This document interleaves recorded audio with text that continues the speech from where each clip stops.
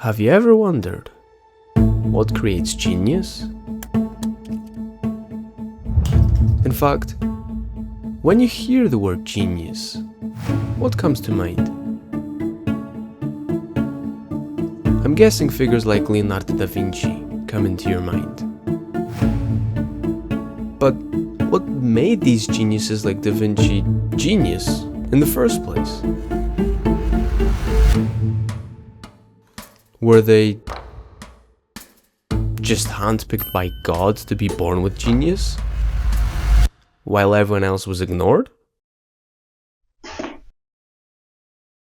Yes and no.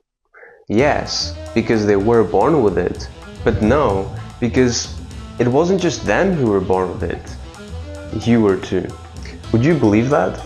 If I told you that you have latent genius within you? I'm guessing not. You're probably thinking, seriously? Da Vinci was a painter, sculptor, architect, engineer, inventor, anatomist, botanist, geologist, physicist, mathematician, musician, writer, philosopher, cartographer, astronomer. How can I ever hope to become a fraction of that? and this is why most people put Leonardo on a pedestal. But do we have to? Was he in fact just endowed with some God-given abilities that just made him above all of us? No. You see, the word genius originally comes from Latin, and although nowadays people define it as exceptional, creative, or intellectual power, originally it simply referred to the innate gifts and qualities each person is uniquely born with.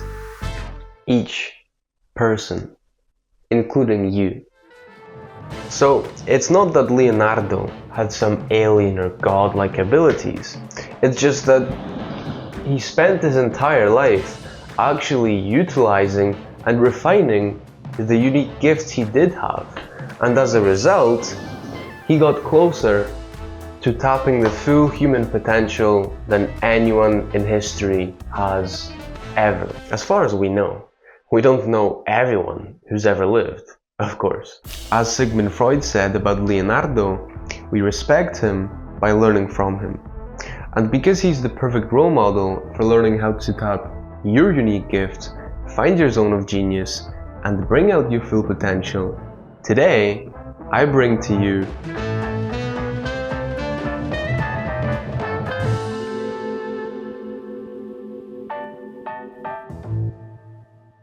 Numero 1. Curiosità. Reigniting your insatiable curiosity, childlike wonder, and hunger to learn. As kids, we are innately curious, creative, ambitious, and self-directed. All children are born geniuses. But as we grow up and imitate our environment, we have our curiosity and inner voice drummed out of us, lose our imagination, forget who we truly are, and become inert and passive. But not Leonardo.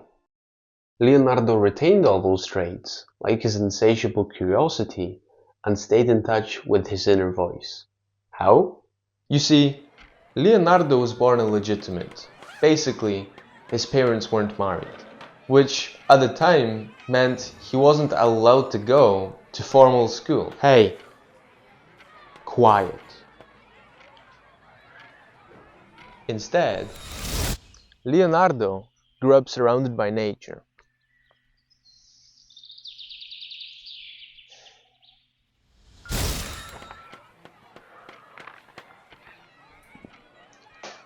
And interestingly, at the time Leonardo was born, people thought they already knew everything there was to know.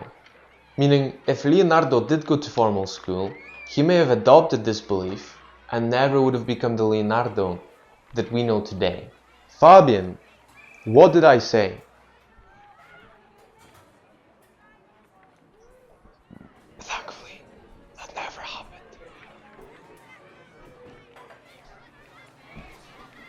Instead, as described by art historian Kenneth Clark, Leonardo was the most relentlessly curious man in history. For example, Leonardo pondered how exactly birds fly, and how humans could too. Why we see more clearly in our dreams while asleep than our imagination while awake. How seashells and sea creature fossils ended up on mountaintops. How a baby looks in the womb and how it breathes. That's his drawing. What the measurements of the sun are. What sneezing is, what yawning is, and why it's contagious. How trees branch, and why the total widths of the branches equal the width of the trunk. How it is that blood returns to the heart after it has been dispersed through the body. Why the sky is blue. Comment below if you know the answer. No cheating. Which muscles allow us to smile. And he even set himself the task, one day, to describe the tongue of a woodpecker. People think asking questions like this and pursuing your curiosities is immature. But what if we, the grown-ups, are the immature ones, living dull, monotonous lives and never questioning anything? As you'll soon find out, Leonardo's unrestricted curiosity and hunger to learn led him to discoveries that were centuries ahead of his time.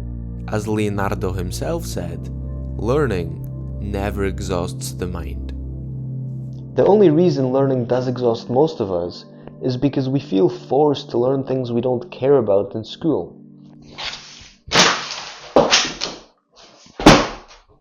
But because Leonardo pursued his own interests and curiosities, he spent his entire life learning, and with what an intensity! Leonardo put all his questions, reflections, and discoveries in his notebooks, which he carried with him at all times.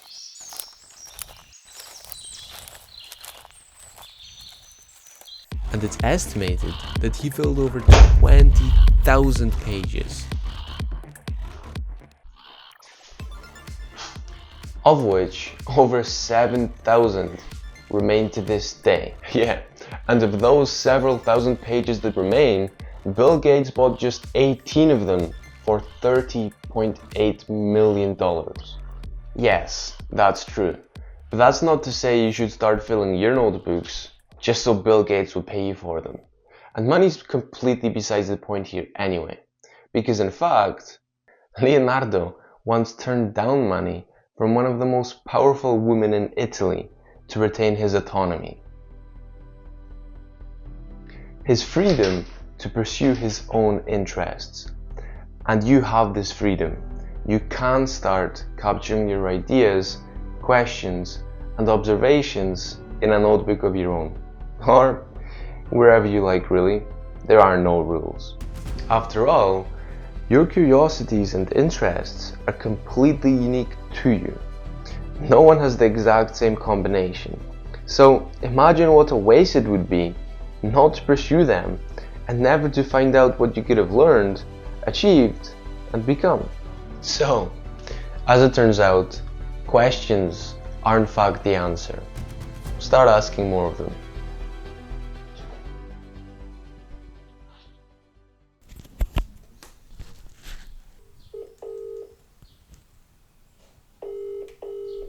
Hello? Mom, why is the sky blue? Numero 2. Dimostrazione. Thinking for yourself, acting on your ideas, and seeing failure as feedback, not fate. People often correlate genius with already knowing everything. But you now know just how much work Leonardo did to learn, create, and discover everything he did. Meaning, he didn't already know it all. But he didn't consume it all, relying on other people's opinions and theories, either. Because Leonardo grew up surrounded by nature, not a school system, he learned the ability to think for himself, proudly filtering everything through what he called Dimostrazione, testing knowledge through experience. As he himself said, "My works are the issue of simple and plain experience." This meant that instead of blindly accepting conventional wisdom and dogma, like that guy, Leonardo questioned everything and formed his own theories, which led to some pretty cool discoveries. He wrote, "Il sole non si muove," the sun does not move, in big letters before Copernicus. And this was back when everyone else thought the Earth was at the center of the universe. He anticipated gravity 200 years before Newton and described 2 of Newton's 3 laws of motion. Oh, and by observing the deep similarities between different species, Leonardo even hinted at evolution 400 years before Darwin. And do you remember his interest in seashells and fossils on mountaintops? Well, his findings led him to question the biblical flood, which back then everyone held as an unquestionable truth. And Leonardo didn't only question convention. I believe he also questioned his own beliefs. And when he found out he was wrong, he accepted it with humility, updating his views on what he saw to be true, not what he was told or wanted to be true.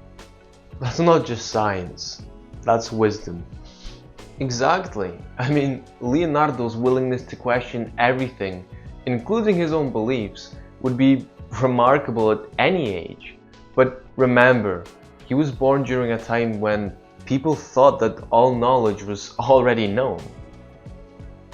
So imagine just how many things you, me, and the world holds as absolute truth that just aren't. I mean, compared to all the vastness out there, we're like little germs walking around on this little piece of rock we call Earth. And we act like we know everything? This is why IQ, or knowledge, isn't anywhere near the best predictor of a successful or meaningful life. You can be very clever and know it all, like they thought they did back then, but that cleverness can blind us.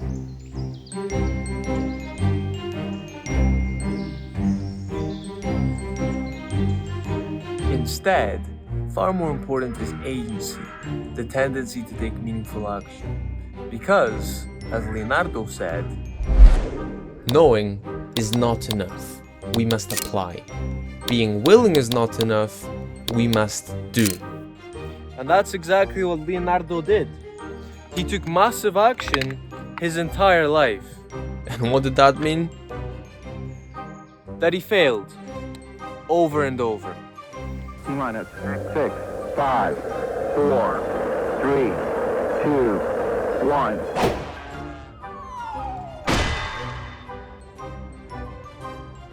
And that's how he learned, through trial and error. As Michael Gelb said of Leonardo, although generally recognized as the greatest genius of all time, Leonardo made many colossal mistakes and staggering blunders. For example, it's said that he once flooded the kitchen of the Duke of Milan, Ludovico Sforza.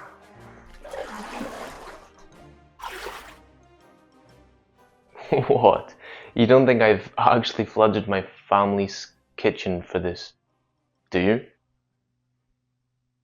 That was part of thousands of failed inventions, tests, and experiments he conducted. But for Leonardo, failure was data, not destiny. Obstacles were stepping stones, not roadblocks. He himself wrote many times in his notebooks lines like, "Obstacles do not bend me," and "Every obstacle is destroyed through rigor." Nowadays though, school makes us avoid failure because we're made to think bad grades mean a bad job and a bad job means a bad life. But in reality, failure is exactly what we need to make progress, to evolve. Why? Because failure gives a feedback loop. And this is why Thomas Edison said, "I've not failed. I've just found 10,000 ways that don't work." So, there are 3 parts to the principle of Dimostrazione, testing knowledge through experience. And they go, A. First, autonomy, thinking for yourself. Second, agency, seeking to apply and take action. And third, adaptability, learning from everything, especially your own mistakes. Because remember, failure is data, not destiny. Numero 3. Giocosità. Following what makes you feel alive for pure joy, not reward.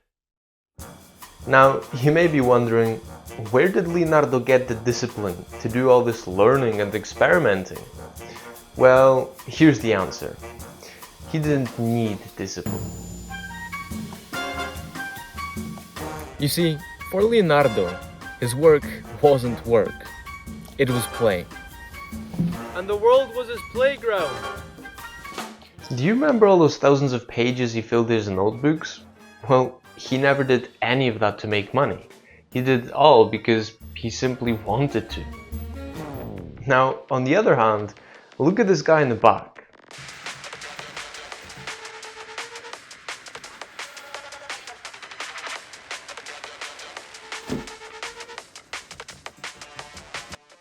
He's not working because he simply wants to. He's grinding. But what he does not realize is that no amount of discipline, no productivity hack can replace simply wanting to do the work, just being obsessed with it. Because at that point, it no longer is work, it becomes play. And because what feels like play to you is unique to you, no one can compete with you on that. Now, I'm sure this guy thinks he doesn't have time for play and to pursue his curiosity, his passion and purpose. But in truth, he doesn't have time not to, because next thing you'll know is he'll be 70, wondering where it all went. Leonardo was actually the opposite of disciplined. He was undisciplined. He sometimes worked slowly, took long breaks, jumped from thing to thing, and also left many things unfinished. But he didn't just procrastinate or abandon things for no reason. It's not like he just gave up. In fact, he sometimes returned to paintings after decades to improve them. So it's not that he was lazy, it's that he had incredibly high standards. Since he did what he loved and he loved what he did, he wanted to ensure he made everything great, and that he simply enjoyed the process. For example, Leonardo once designed a machine that he figured could earn him the equivalent of millions of dollars. But he left it at that, the design, because for him, conceiving the idea was enough. He did it for the joy to be had, not the money to be made. As a result, Leonardo really did enjoy his life and was known as a cheery and funny person. He once made a little dragon by taking a live lizard and crafting a horn, beard, and wings for it, which he kept in a special box and showed it to friends to make them flee in fear.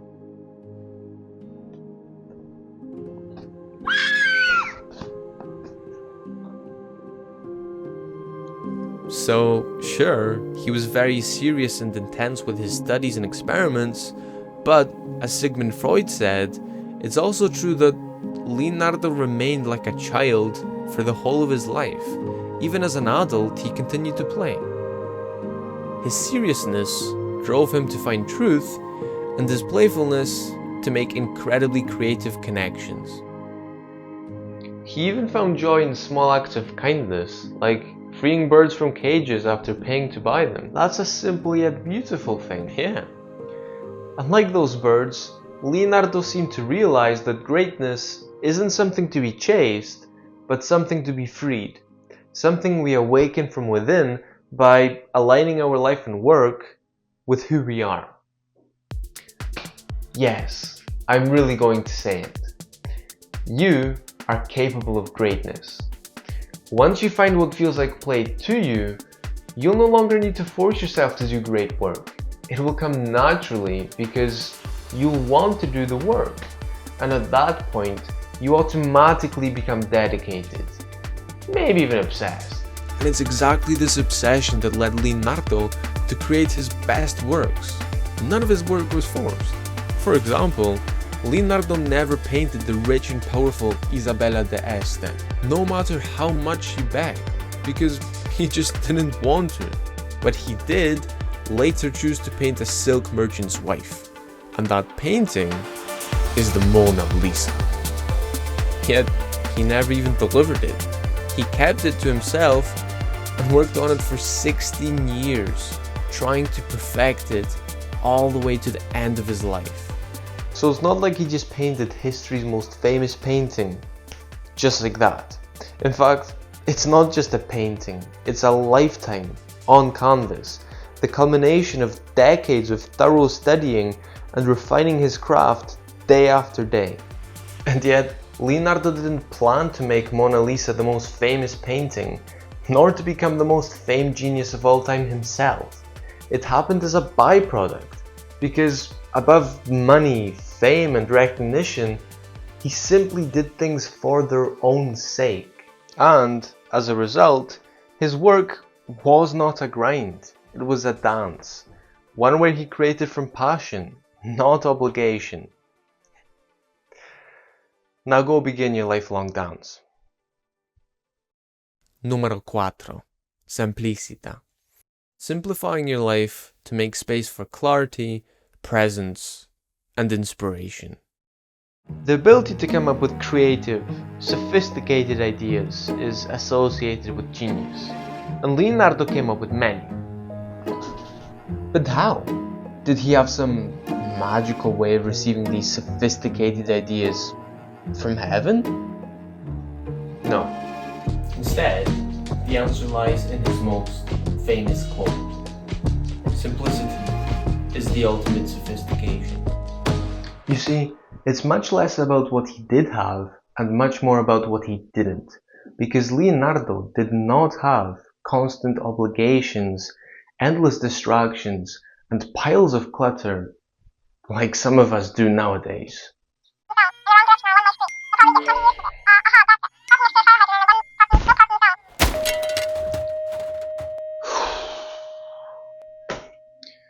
Honestly, when it comes to life, less is more. My best ideas come to me in empty space, when I'm relaxed and unburdened. Because just like how a seed doesn't have space to grow into a fruitful tree under a ton of rubble, or you can't add more to a cup that's already full, you won't conceive fruitful ideas with a mind full of clutter. And you may not notice the beauty of life either.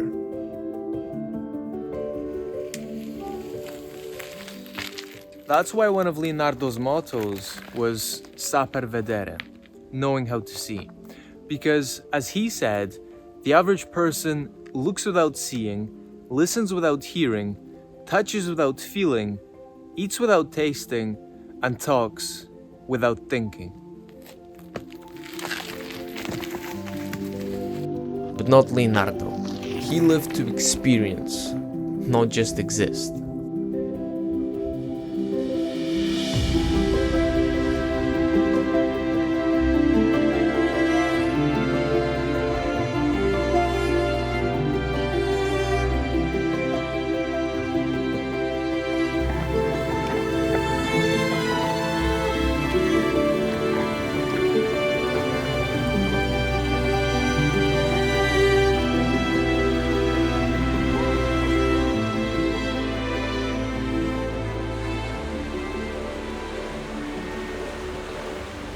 In fact, because Leonardo spent so much time being present, his observation became sharp enough to notice which birds flap their wings up or down faster, and other tiny details about wings and feathers that stayed unappreciated until slow motion became a thing.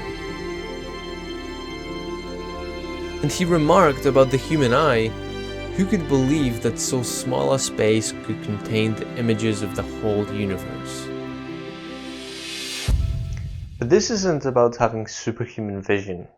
Instead, this is simply about removing clutter in our lives, being present and realizing, like Leonardo did, that our senses are the gateway to experiencing the world.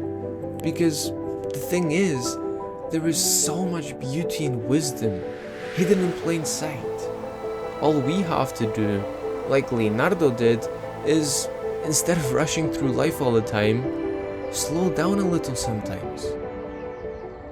Because after all, life moves pretty fast, and if you don't stop to take a look around once in a while, you could miss it.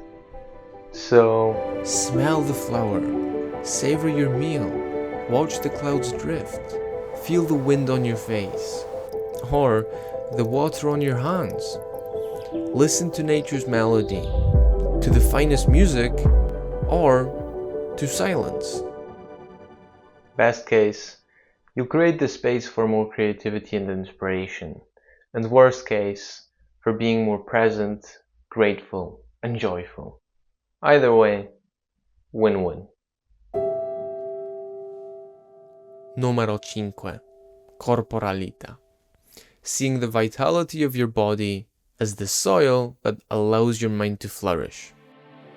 When we think of genius, we typically picture a four-eyed skinny nerd, but that was not true of Leonardo. As described by Goethe, he was handsome with a splendid physique.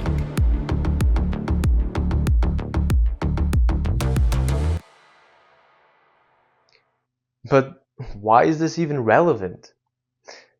Because, as you will soon learn, Leonardo knew that everything is connected, that trying to grow a vibrant mind with pure health and vitality is like trying to grow a fruitful tree with poor soil and dim light.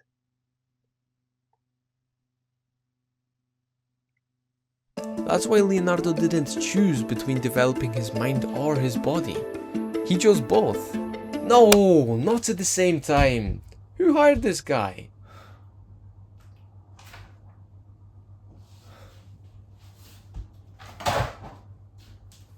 Alright, let's try that again. He chose both. Or, as he might have said, mens sana in corpore sano. A sound mind in a sound body. But here's the thing. Sound does not mean you have to have a splendid physique like Leonardo did.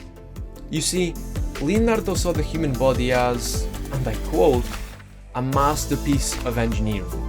In other words, your body is so much more incredible than you realize. And because your body is a system, when you improve one part, you improve the whole. Looking after your gut, for example, positively affects your brain. That's why Leonardo ate real, whole, unprocessed foods, what we evolved to thrive on. Moved his body plenty, especially in ways he enjoyed, and surrounded himself with natural light, fresh air, and natural materials. Yes, that's right. Leonardo's simplicity is the ultimate sophistication applies to health too. He believed that true wellness came not from luxury, but from simplicity, living close to nature and truth. Now keep tending to your body, day after day, like a gardener to his soil. In time, you'll find your mind and body flourishing with vitality, energy, and focus you never imagined possible. Numero 6. Sfumato. Embracing change, mystery, and uncertainty with fascination, not fear. To most of us, Leonardo is more myth than man. The genius, the legend, the master behind the Mona Lisa. But what we seem to forget is that Leonardo was human too. And what this means is that he too had his dark times. He had points where he felt that while others were enjoying success, he was leaving behind no more legacy than, quote, smoke upon the wind. Tell me if anything was ever done, he said. Tell me if ever I did a thing. Tell me. Meaning, Even history's greatest genius sometimes felt unaccomplished, heavy-hearted, and full of doubt. But, as he himself said, the painter who has no doubts will achieve little. He knew that doubt was inevitable and sometimes necessary. And so, despite it all, he still said, "I shall continue. I never tire of being useful." He did not give up and kept reaching for his brush, his scalpel, and his quill.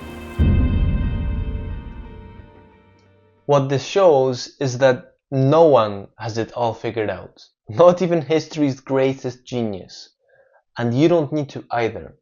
Because here's the thing, uncertainty isn't the enemy, it's the soil for growth, a sign that you are discovering the unknown.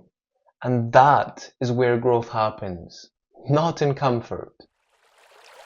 And speaking of uncertainty, Leonardo knew that you can never step into the same river twice. By the time I step in again, the river has changed. And it's the same with the world around us.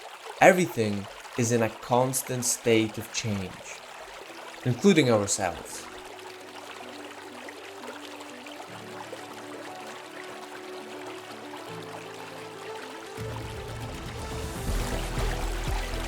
So try to resist clinging on to certainty and flow with life. Or, in Bruce Lee's words, be water, my friend.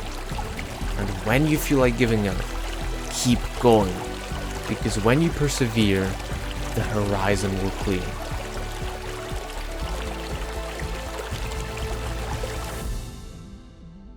Numero 7.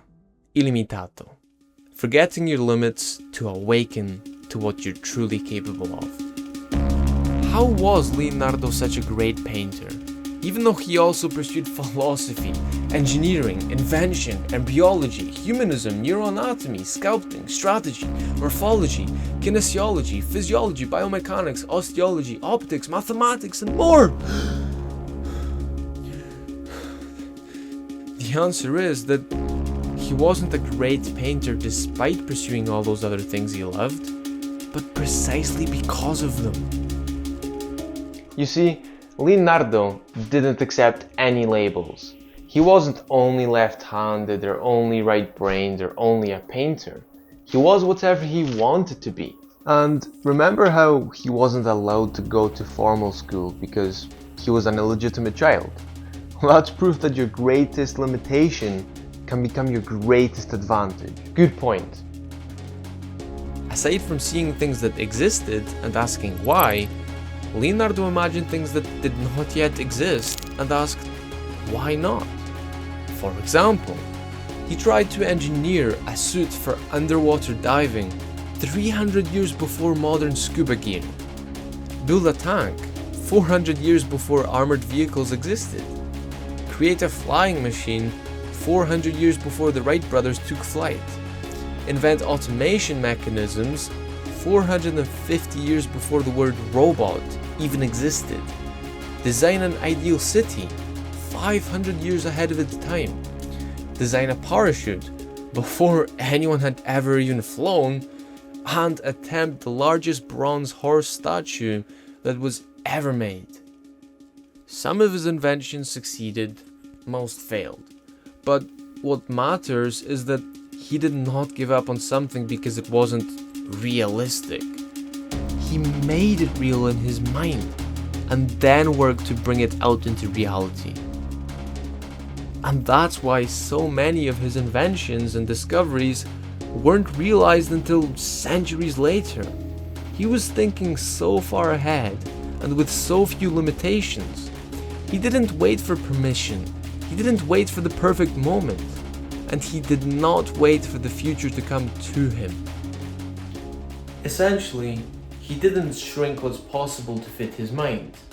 He expanded his mind to fit what's possible. You see, usually, the only reason we have a wall between us and what we want is because we unknowingly build that wall in our minds. Because we believed in our limits. So question your limits, because they only continue to exist if you believe in them. As Leonardo said, that's what it means to be illimitato. Not to do everything, but to believe you can do anything. Not to be everything, but to become fully yourself. And know that the true you has no limits.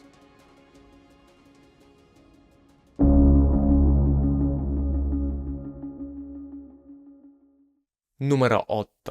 Connessione. Seeing how everything is connected, including you. Leonardo once wrote, "Learn to see. Realize that everything connects to everything else." But what does this mean, really? Well, in his notebooks, Leonardo would sketch the curls of hair and compare it to a swirling river, study the flow of water currents in those rivers and relate it to blood flow in the human body, observe the structure of the vascular system in the human body, and find it was an echo of the structure of plants.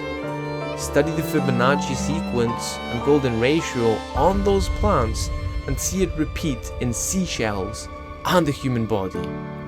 And ultimately, he saw the human body as a microcosm, a miniature version of the universe.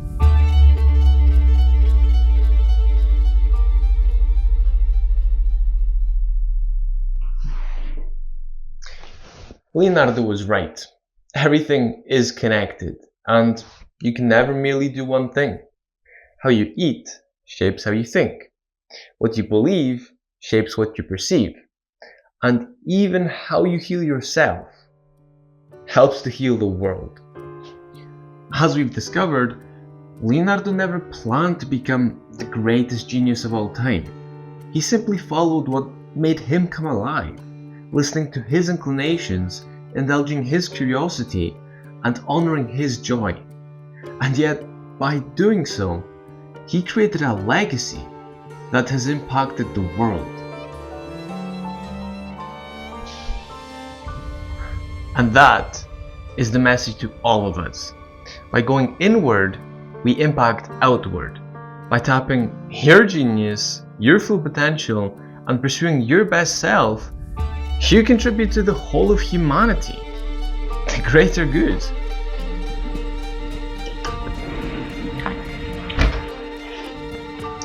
Or, as Leonardo said, one can have no greater or lesser mastery than mastery of oneself.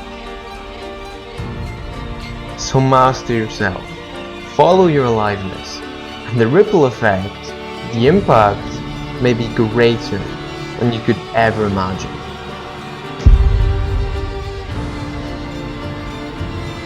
Now, let's answer the question we began our journey with. What creates genius? The answer is that it isn't something you even have to create, never mind chase. It's something you awaken and let free. Because remember, as always, it's already there within you.